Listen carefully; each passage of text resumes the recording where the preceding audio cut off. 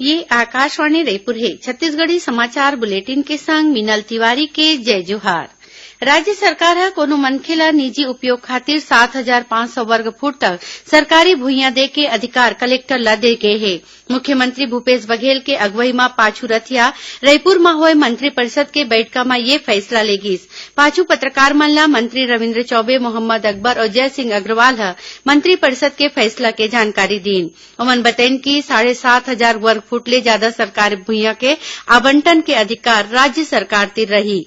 एक आने फैसला के जानकारी देत मंत्री ह बताइन कि 20 अगस्त 2017 ले पहिली अतिक्रमण करे गे भुइयां ल अब खाली नहीं कराए जाही, बल्कि कलेक्टर गाइडलाइन के 1.5 गुना कीमत लेके ये जमीन कब्जा करैया के नाव कर दे जाही।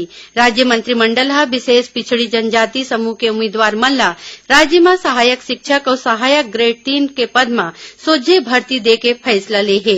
एखर संगे संग सौर सुजला योजना म 2100 सुराजी गांव म बनैया गौठान म solar pump, real estate project म बिकैया मकान के रजिस्ट्री शुल्क 2% करे और छत्तीसगढ़ खेल विकास प्राधिकरण गठित करे के फैसला घलो ले गिस।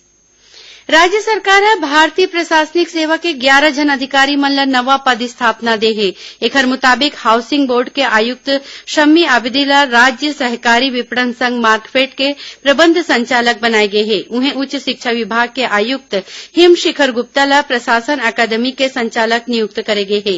प्रशासनिक अधिकारी भीम सिंह ल छत्तीसगढ़ गृह निर्माण मंडल के आयुक्त, महादेव कांवरे ल खनिज विभाग के संयुक्त सचिव बनाए गे हे। उन्हें शारदा वर्मा ल उच्च शिक्षा मिशन संचालक, राष्ट्रीय उच्चतर शिक्षा अभियान के आयुक्त और इफ्फत आरा ल राज्य पर्यटन मंडल के प्रबंध संचालक के प्रभार सौंपे गे हे। देश काली अपन 73वां स्वतंत्रता दिवस मनाही। छत्तीसगढ़ में ये मौका म होवैया समारोह के जम्मो तैयारी पूरा हो गए है। मुख्य कार्यक्रम राजधानी रायपुर के पुलिस परेड मैदान में आयोजित करे जाही, जिहां मुख्यमंत्री भूपेश बघेल ध्वजारोहण करके परेड के सलामी लिही। प्रदेश के आने आने जिला में झंडा फहराए और मुख्यमंत्री के संदेश पढ़े के जिम्मेवारी सांसद, विधायक और जनप्रतिनिधि मन ल दे गे हे। स्वतंत्रता दिवस के मौका में राज्यपाल अनुसुईया उइके और मुख्यमंत्री भूपेश बघेल प्रदेशवासी मन ल बधाई और शुभकामना दिन है। स्वतंत्रता दिवस के पहली संझा कुन आज राष्ट्रपति रामनाथ कोविंद राष्ट्र के नाव संदेश दिही। आकाशवाणी ले एकर प्रसारण संझा 7 बजे ले करे जाही। सुनैया मन ल बता दन कि आज रायपुर आकाशवाणी केंद्र ले प्रसारित होवैया प्रादेशिक समाचार बुलेटिन संझा 7:08 के जगह में रतिया 9:16 में प्रसारित करे जाही। ऐसने आज एफएम बुलेटिन के बेरा में घलो बदलाव होए हे।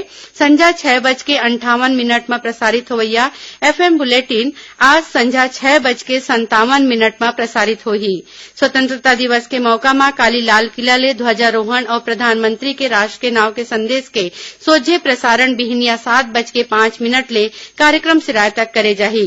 उन्हें मुख्यमंत्री घलो काली राज्य के जनता के नाव अपन संदेश दिही, जेकर प्रसारण रायपुर के आकाशवाणी केंद्र ले बिहनिया 8:40 ले करे जाही, जेला प्रदेश स्थित जम्मू केंद्र एक संग्रह रिले करही।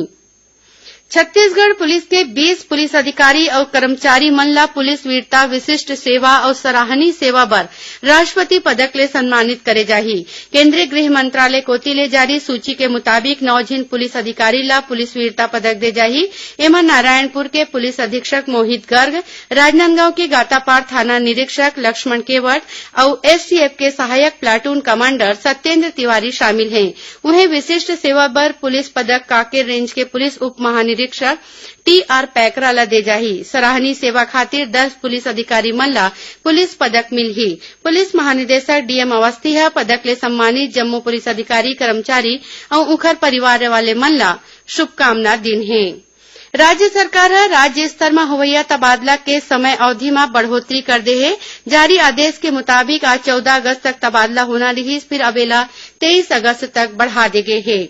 स्वतंत्रता दिवस के संगे संग काली भाई बहनी के मैया के परब रक्षाबंधन घलो उत्साह के संग मनाए जाही। प्रदेश के जम्मू शहर, कस्बा और गांव में जगह जगह राखी के दुकान सजे हवय।